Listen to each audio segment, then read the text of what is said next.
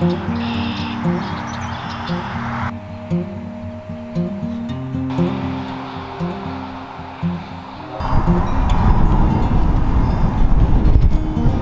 windy. Everyone knows it's windy.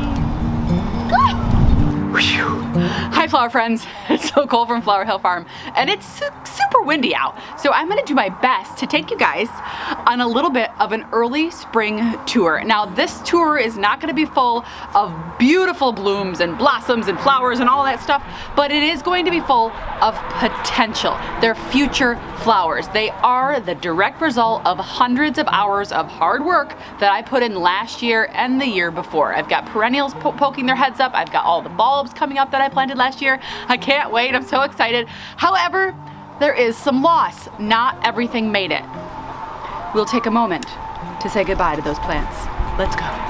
I am almost to the end of my driveway, not quite. I'm about, I would say 80% of the way down. And this is the view from the bottom of the driveway. Over there is where I had my sunflowers last year. It's all tilled up and ready to go for new plantings. I believe that's where I'm putting my dahlias this year. And then over there you can see the deer fence. It's all enclosed. Clearly we have the house, and then over on the top of this hill is where I have my peony patch. I have the daffodils, I had the dahlias last year, I've got lilac trees, and there's huge plans for this space this spring, very soon actually. I've got a lot of plants coming in the mail to be planted over in that area. So this is what it looks like when you enter the property, and let's head up the hill. Wow, it's really windy. I'm holding on to the tripod so the camera doesn't blow over. Whoa! So it's actually the next day, and I was just looking back at the footage from yesterday. I am shocked that my microphone didn't really pick up that bad of a wind sound. So anyway, note to self, maybe it's okay to do a tour in a windstorm, other than the fact that I was blowing all over the place. Anyway, so I'm back where I was. I don't even think I need this hat right now, but it's raining today. So it's also not ideal, but better than 25 to 30 mile an hour wind gusts. So this is where my dahlias were last year, and also my row of zinnias that still needs to be tilled up. So what we ended up doing was put in a new row, I think about 60-foot row of daffodils, and they're all poking through. Well, almost all of them. Let's check them out.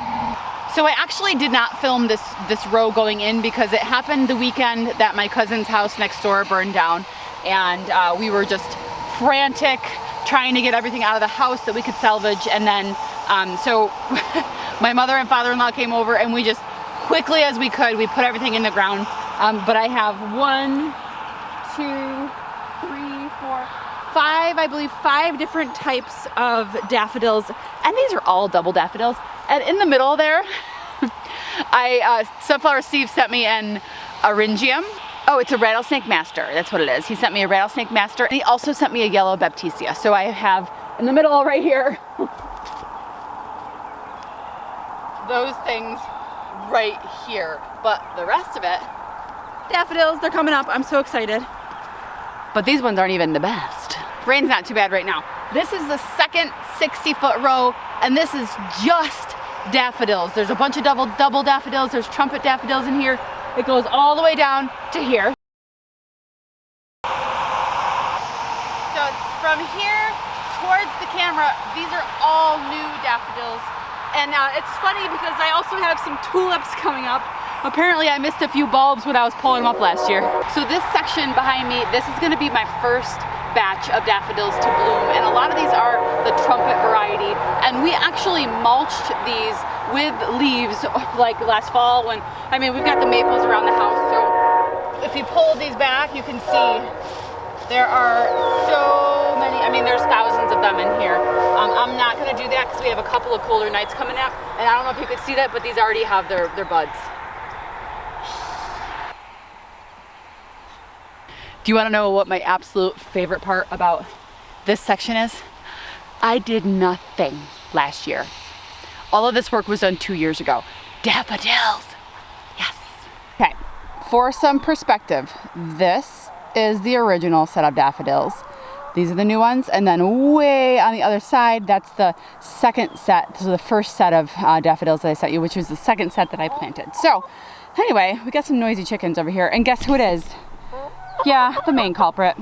Anyway, so first perspective, all right, right here, that is a newer perennial bed that I put in.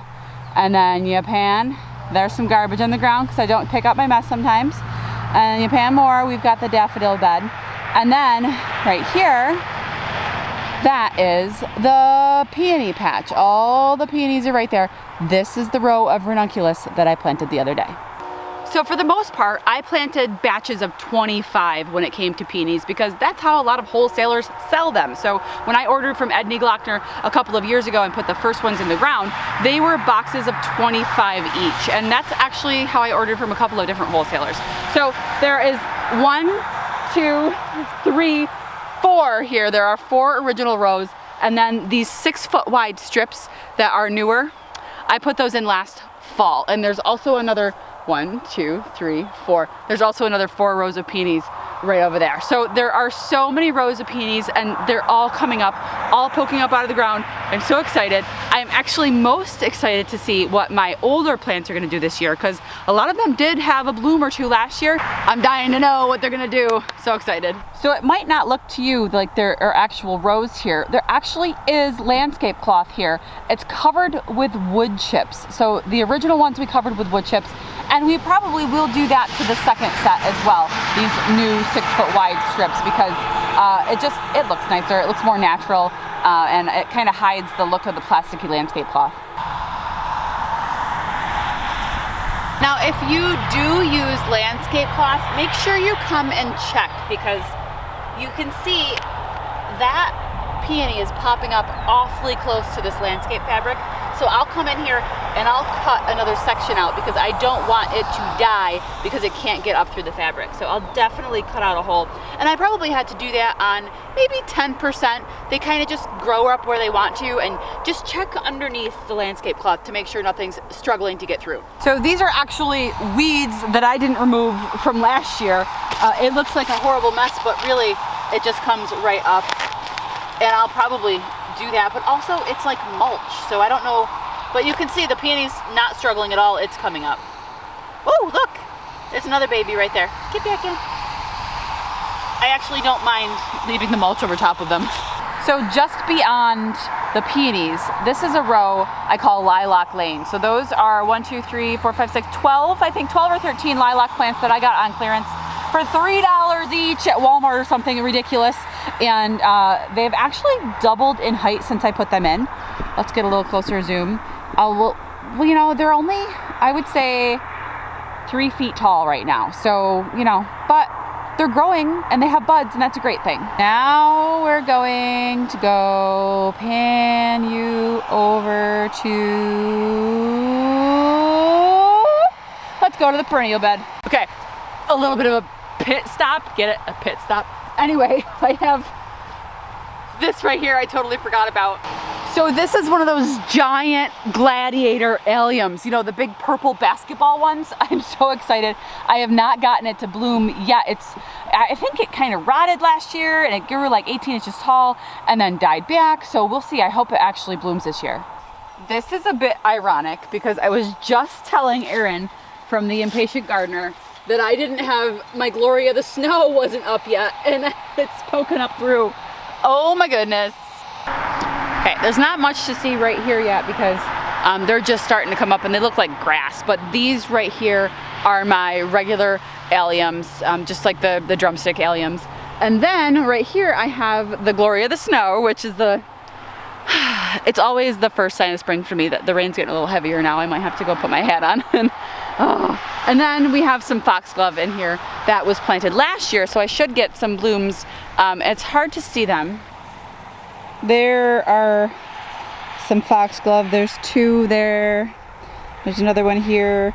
You know, nothing really lovely. Oh, there's another one over here. But then down here, this is where I get excited because, oh, here's one right here. That is a lupine. A lupine, if you will. I call them lupines, like lupini beans, but that's a lupine. So I planted 75 of these and I'm seeing them pop up everywhere. I'm so excited because these are the kinds of things, guys, that you don't ever want to do because you don't have the patience. But these are 365-day seeds. So, look at this. Look how gorgeous it is right now.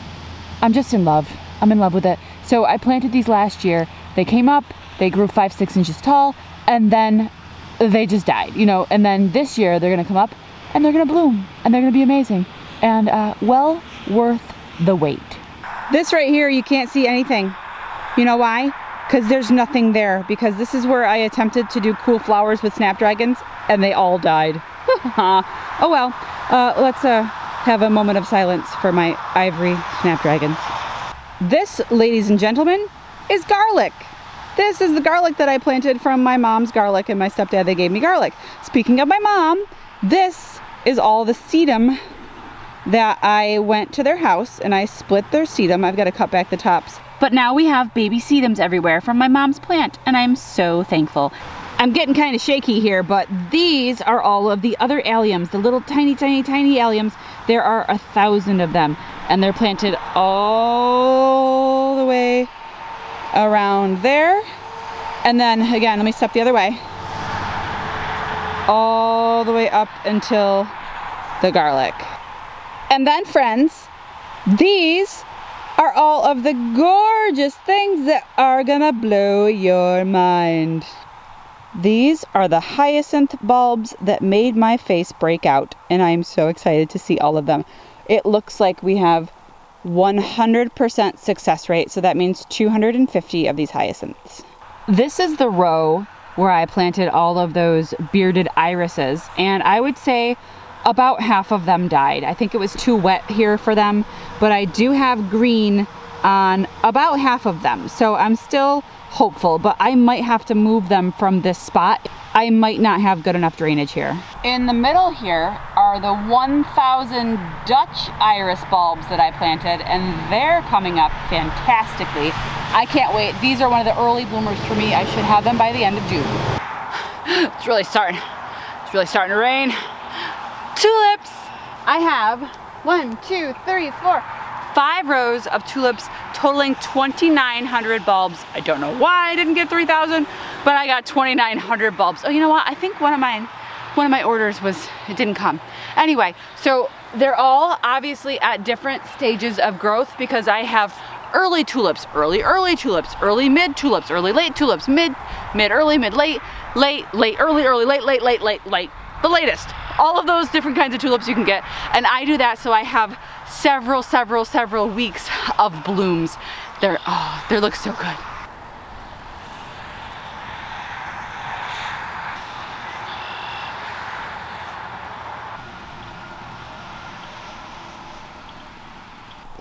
Here is an example of how straight my rows are. Gonna go up straight. Oh, we're going to the right. Up. We're gonna park right over there to the right. This is where I had all the lilies last year. All the way down yonder. There were, I think, a total of 750 lilies in the ground, and I'm happy to report that I do see some lilies sprouting up out of the ground. So I know I'm going to get some of them back, and I know I will get some because I didn't harvest all of them. A lot of them maybe had bug damage or were blown out way too far when I went to harvest them. So I know I will get some. Like right now I'm counting a few dozen, which this is the lily that was never harvested. I'm so sorry. But she was able to live her life fulfilled, and now she'll be able to live again. I fear for some of my lilies though, because I think that I harvested them too low and I didn't leave enough on the plant for them to come back. I read that it's recommended that you leave 8 inches on the stalk in order for the bulb to regenerate for next year's bloom, and I didn't do that on some of them. So it's kind of going to be one of those things where we're just going to wait and see what comes back. I did order fresh lilies though to put in the ground, and now I know I won't harvest them as deeply this year. I love how they're like perfect little boxes of tulips. Like these ones have their own little space. Because I did leave spaces in between, and now look it down. These ones have their own little space. Much more organized this year. I'm really excited. This is the Poet's Wife David Austin rose. I think it looks great. I've got some trimming up to do. It's a little too early for me to prune my roses. We do have a couple of deep freezes coming up over the next couple of nights with temperatures dipping down into the teens. So I'm gonna wait until after that passes, and then all of our lows are gonna be like in the mid to upper 30s, so I feel comfortable giving them a little bit of a shear. But so the Poet's Wife doing well. Across the bed, we have the Olivia Austin rose. She don't look good. She don't look good. There's not a lick of green on her.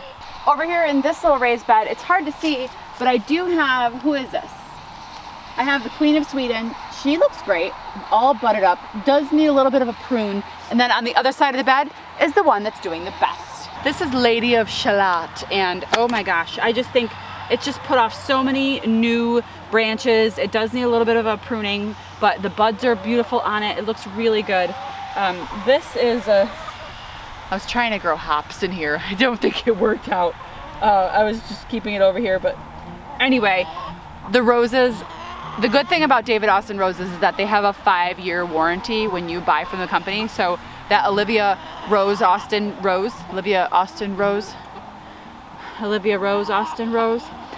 that's gonna be, they're gonna send me a new one, so it's not a big deal. I have thyme, oregano. This is actually basil plants that need to get pulled. So these basil died. And then I have chives in the middle. Oh my God. It smells so good. Oh, the thyme. And then I did have some Greek oregano make it through the winter, which that's not usual for me. And then in the middle I have chives. And then this is just bee balm. On the other side, right here in that corner, I did have a lavender plant survive, so that's exciting. I was not expecting that at all, and it looks really nice, so I'm super excited about that. So that's kind of it for things that are bursting to life around here. I'm so excited. We should have daffodils within the next couple of weeks. Everything else is looking great. It's like all of the hundreds of hours of hard work, it's just watching it happen, you know? It almost makes one forget that just 4 months ago, I was out here in the sleet and freezing rain planting thousands of bulbs. Almost. It almost makes one forget. But it does make one very satisfied to see things happening in the ground. Anyway, so that's about it for what's actually popping up. It's still really early spring here. There's going to be lots of other things coming to life here in the next month or so. Give me 2 months, everything's gonna be green and gorgeous. It's gonna be very exciting. But we are gonna bring in a couple truckloads really of wood chips because we need to mulch that area. Definitely the peonies are gonna be mulched around on top of the landscape fabric. And then in that new square, I call it the perennial garden, but it's really not a perennial garden. But I am putting some perennials in there. So that needs to be mulched because as soon as the lupines come up enough to where I can see where they all are, I'll mulch around those, stuff like that, because I don't want the weeds taking over like they did last year, because that happens, and that happens to the best of us. We can't keep up with everything, guys. And I gotta figure out what's for dinner. What's for dinner? Anyway, I know it's not that much to look at, but for me, this is everything. It's awesome, and I cannot wait for this season. Thank you guys so much for joining me, and I'll see you soon. Joking. Put it here. You wanna know about I have no plans. What was I thinking? Do spaghetti sauce. I'm gonna make the sauce.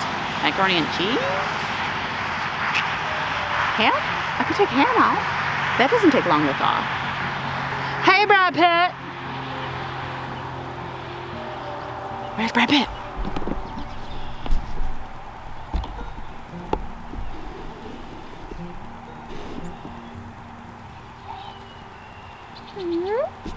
It's alive! It's alive!